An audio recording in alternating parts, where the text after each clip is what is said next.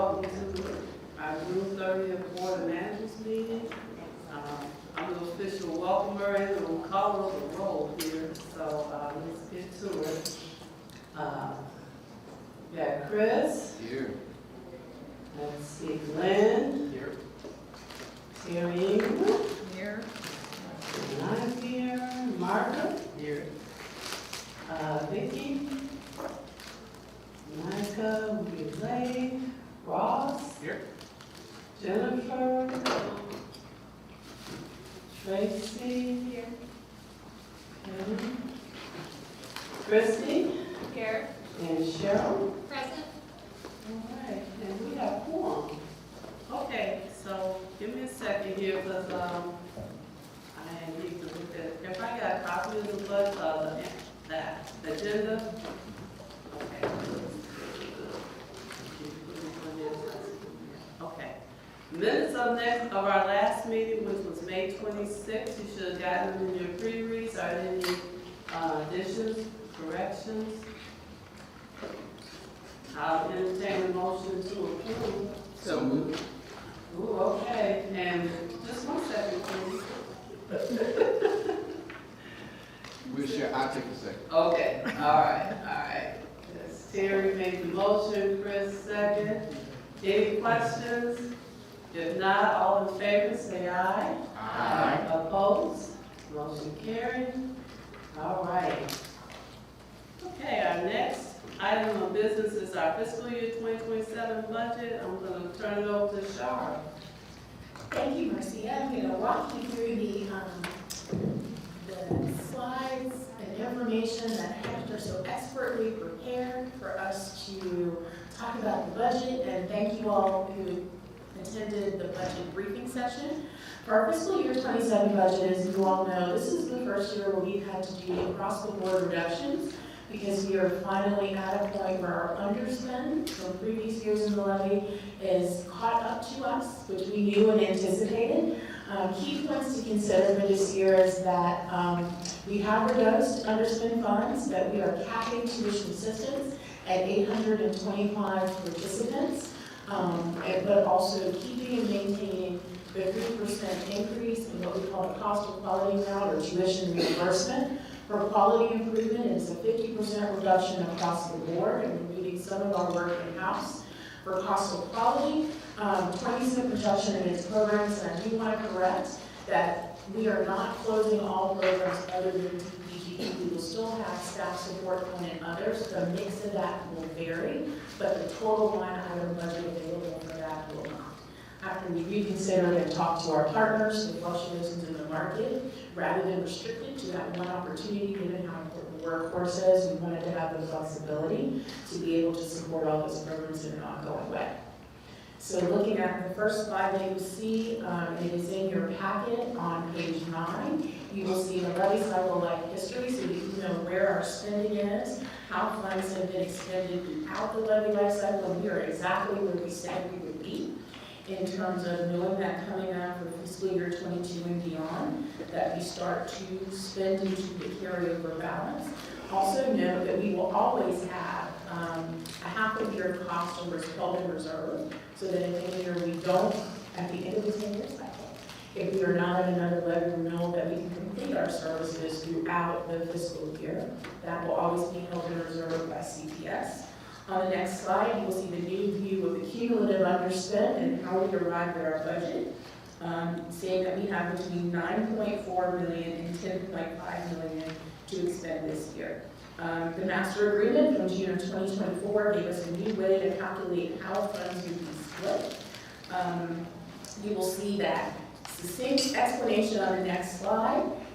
Through the master agreement, you see that both sides have a base allocation between 2.6 and 2.1. We then do a per pupil calculation, and then we have the total amount available at a minimum for each entity. While on the next slide, you'll see that amount is between 9.4 and 10.5, based on the underspend for the fiscal year 26 budget. As we shared with you, we erred on the lower side, so that we don't have in fiscal year 28, 29, and 30 a dramatic cutoff when there are no longer any unspent or carryover funds. We've done a gradual increase to a high budget of $11 million, slowly scaling down. So we'll take a deep breath and see if people have questions about that. You good, Christy? Does it make sense? Okay. On the next slide, we'll see the detailed dive that we do that talks about the amount expended for tuition assistance. You can see from the budgeted versus enrolled, where we were in 26 enrollment and how that flattens out with budget enrollment in 27th. Again, we are capping it, and we hope that we will be at our target number by December 31st. That will also allow us to do some transitions with our enrollment system and other things as well. I will come back to you as a board if we have a waiting list over enrollment to ask for reallocation of how we may do that. If we see an increased demand for tuition assistance, understanding that that is our priority spend. We also have the pie chart here. The question always comes up, the difference between the 200 to 250% FPL or the 250 to 300. We have a very, very small percentage or in that 250 to 300 FPL, and so that continues. As you all recall, one of the ways that has been suggested is that we manage our spending by lowering our FPL level down to that 250%, so only the most needy and low-income families benefit from that. We'd like to, at this point, keep it at the structure we have because that represents such a small percent of our population, but changing that kind of wreaks a little chaos in our system of what people are accustomed to and our community providers are used to doing. So we maintained it. You will also see drastic changes in quality improvement. For the first time this year, we will not be welcoming a new cohort of community providers for quality improvement support in the same way. As you know, when Preschool Promise started, we were still at a place where we were purchasing equipment and supplies, outdoor equipment, internal equipment and furniture. In the original master agreement, the theory of change was that we would scale down with that year over year so that our quality of spending, improvement spending would actually go to zero. Because once we had invested in quality, the theory was that the funds and resources would be there in a fully operating, high-quality preschool site and they could sustain itself. We've all recognized that that fantasy may not in fact be true. That the cost model and the way that we work with early education doesn't exactly align with that, and quality improvement is an ongoing activity to sustain and maintain quality. We are looking at some group coaching models. We are looking at some leverage support. As we all talked about before, this requires significant shifts in contracts with our vendors and partners. We have advised them of all of those changes, so they are aware of what the reductions will be. This is how we believe is the best model to go forward to reduce those QI costs while continuing to support those that need quality. Currently, the team is working through the applications of TA providers who are interested in participating in our group coaching and QI supports, as well as communicating to them what the transition will be.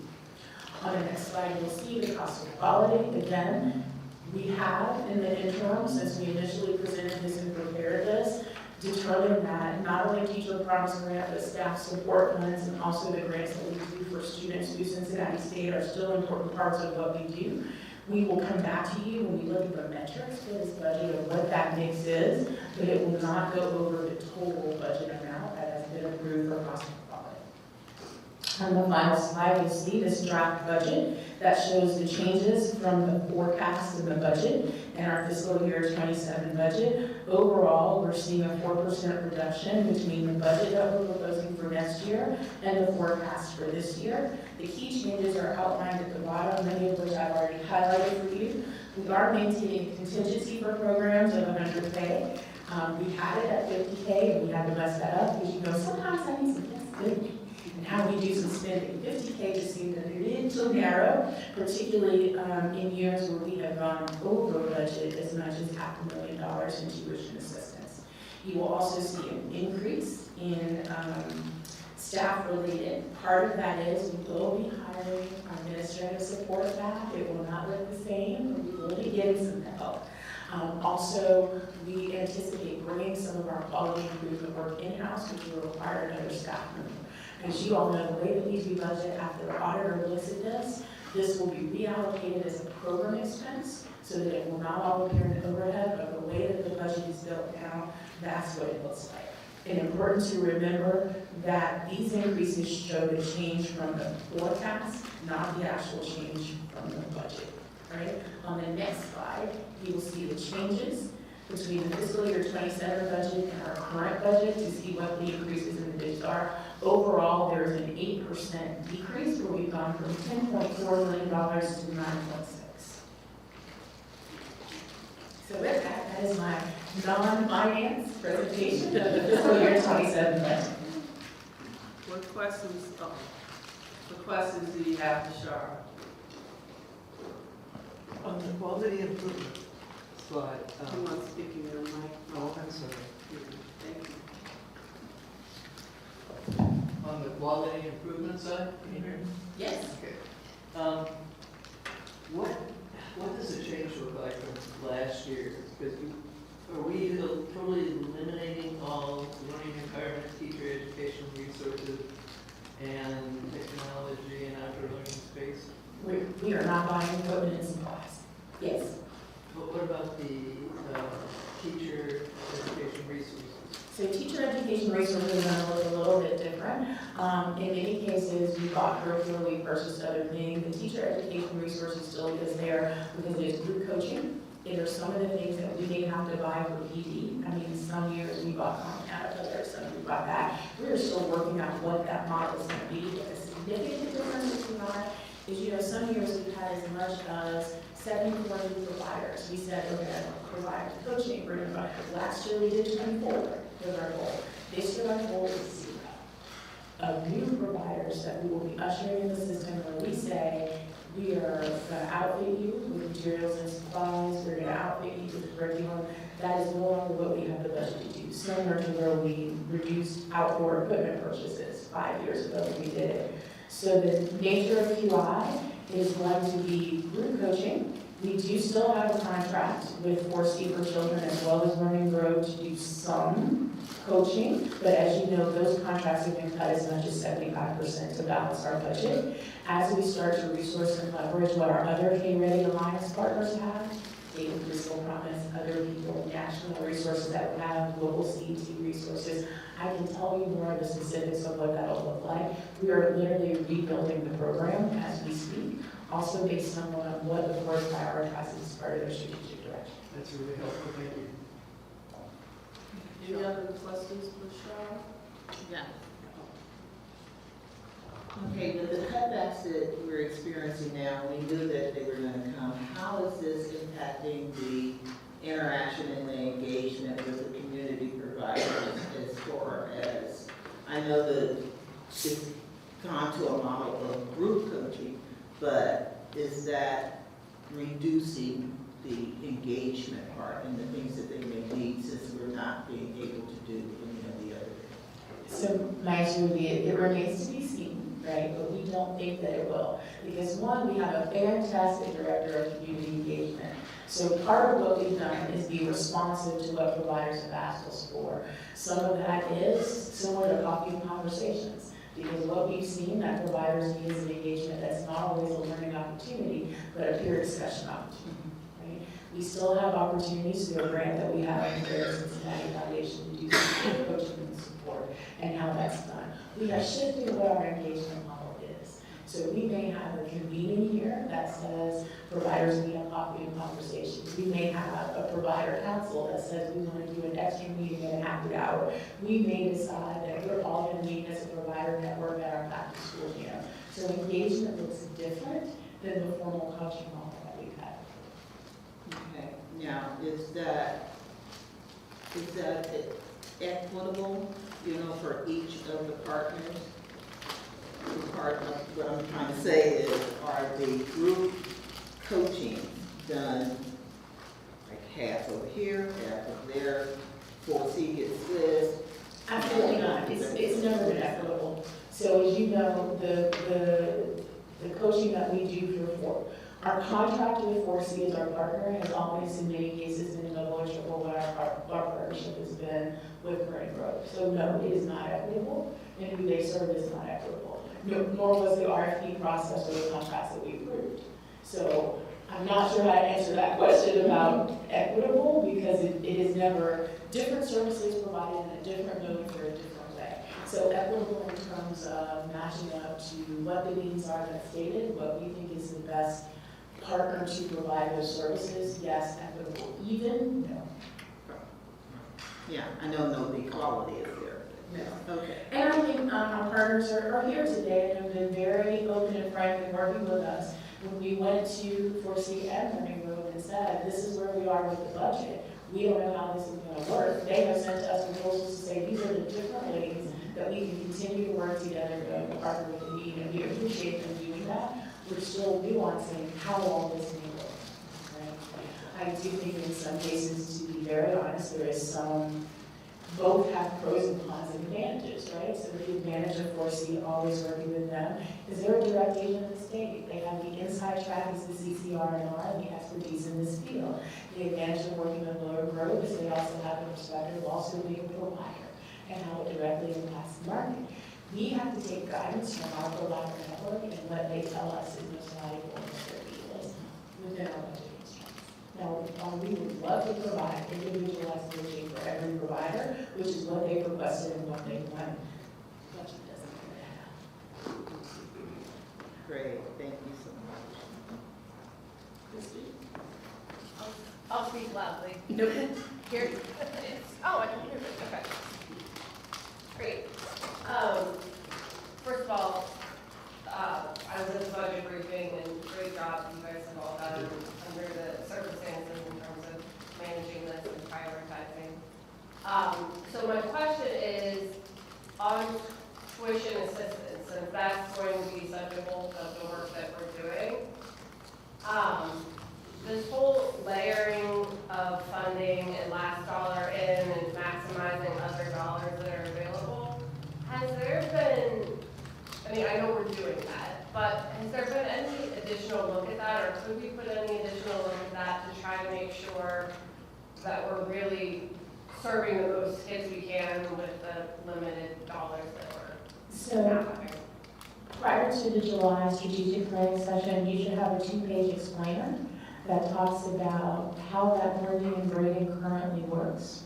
It is also going to include a perspective of infant toddler, because we think that's valuable. Also, perhaps a perspective of Head Start and how that fits in. It may also have a snapshot of how others are doing it. The challenge that we have is there are rapidly changing and moving pieces. Like for a while we had ECE, for a while we had a different grant from DCY that was an automatic thing that looked like federally funded childcare that were for people who got denied between 142% and 200%. While the state of DCY has the ability to change those public funding sources very rapidly based on how they come, we don't. Whatever we start the year with, we have to stick with because our system can't reprogram in how we do that. It's definitely not going to be able to reprogram if we're capping numbers and looking at a budget. So we do want to give you a snapshot of how that blending and grading does, not so much to say how is it working now, but just for ideas and how it may work differently. So that was anticipated. We had hoped to have it to you prior to this. But as you all know from the briefing session on the Ohio fiscal map, it is a state look. It takes a little bit nuanced work for us to get a local look that is not just a Hamilton County look, but a CPS look. While at the same time, understanding that we are in year 2 of a budget cycle, we have a gubernatorial race coming, we're likely to have a massive shift in DCY. What I tell you is true today about public funding may not be true when we look at the budget next year. Thank you. And if there's any, that would be an area where I feel like I would be happy to start looking for some private resources. If I'm just thinking of if there's a way to support the work that we're doing, that say you had a person who could be dedicated towards doing that, and it seems like that would be a high ROI if someone could come in and help do any of that. So I'm just thinking out loud. It's not really a place to do that, but No, this is a good place, and I would hope that one of the priorities of the strategic direction will push us toward looking at revenue. And when we start to look at revenue, of course, we need to start with a baseline of understanding what's currently there and then what happens. That's a capacity conversation and a strategic conversation. So we will be looking back again to the same people that funded the strategic direction and partnering with the RWAs and others who are sitting at that table on early education to say, what do you already have? Because it is possible that much of this work has already been done. in our community, and we have some people sitting around the table that have new capacity grants that they announced yesterday and today to talk about how we may be able to do that, right? And see what is it need, but I don't, my preference is not to do that just on behalf of Preschool Promise. My preference would be is we're taking a new direction as a region to look at how we may be able to do that collectively. The reality of that may be that those that we sit around the partnership with table may not be ready. So we may have to wait 12 months before we go into that discussion. Similar to how we just talked about fiscal mapping, as if you recall, I was ready for fiscal mapping before the day, right? In partnership and in collaboration to make sure that we rely on our backbone organizations, that we don't double up, that we make some effective use of organizational funds, we may have to slow that down a little bit. So I want to give you a preview of what it's like, and then go back, because the utility that we have with the Children's Funding Project is that is no cost for them to help us and do a deep dive for us. The other are those pieces that we have to put together, and I know that work may be being done, and if not, we may have an opportunity to add on to that work. Because everyone has made clear from the GCF to United Way and the New Stride Initiative, they want us to be aligned with data, aligned with resources, and aligned with goals, and that alignment takes some time. You're on it. Never a bad time for a question. I appreciate it.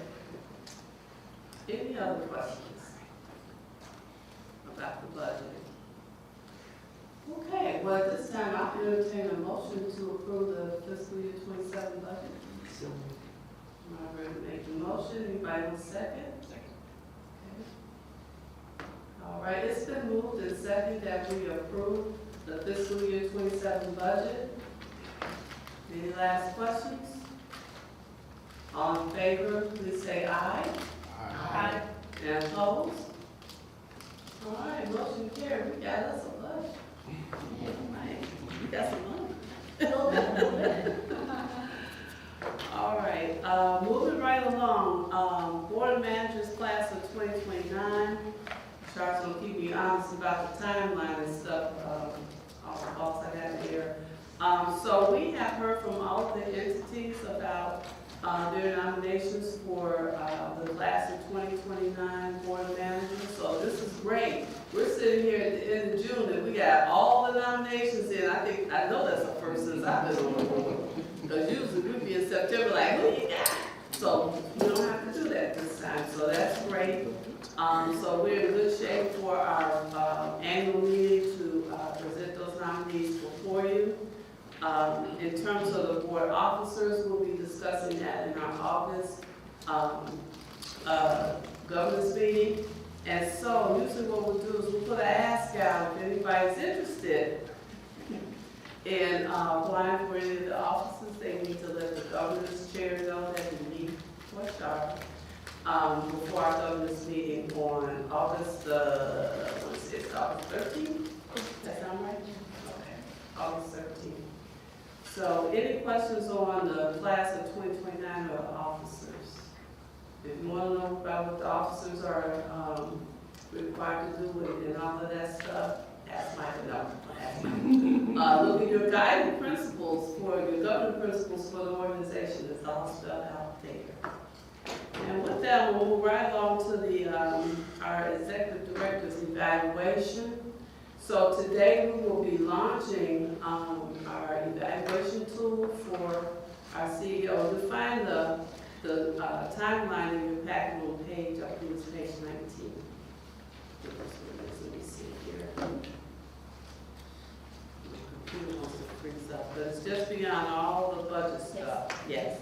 And it's on the screen as well.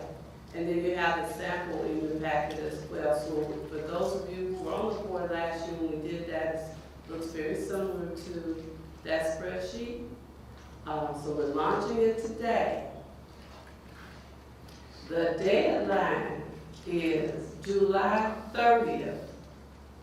It would be great if you said it before July 30th.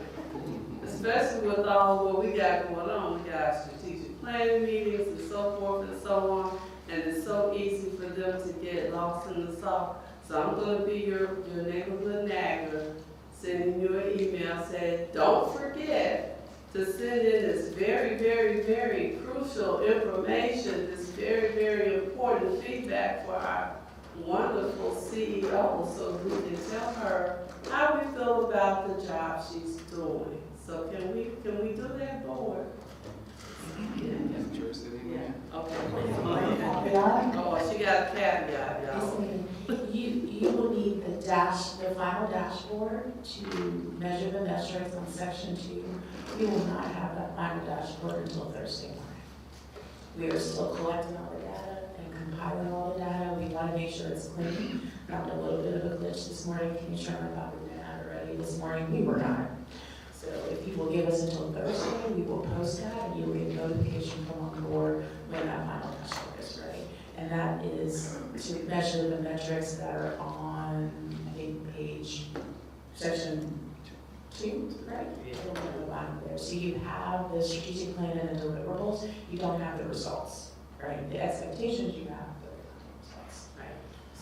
And I'll just add, your input is actually hugely helpful here. This isn't just a form to fill out a form. Like, we really value these and put together great efforts to synthesize it and deliver it to Shara in a cohesive message that's reflective of the entire board. So please take it seriously. And I appreciate the feedback and the input and the opportunities for improvement. Okay, so don't hold back. Any questions on the CEO evaluation process? Is there, once we get everybody's feedback, we'll have a brief executive session in our August meeting to review those results and discuss it as a board. Okay? All right, and so, it looks like we're at the end of our business. From our observers back there, you have any observer comments? Ain't nothing to share with us today?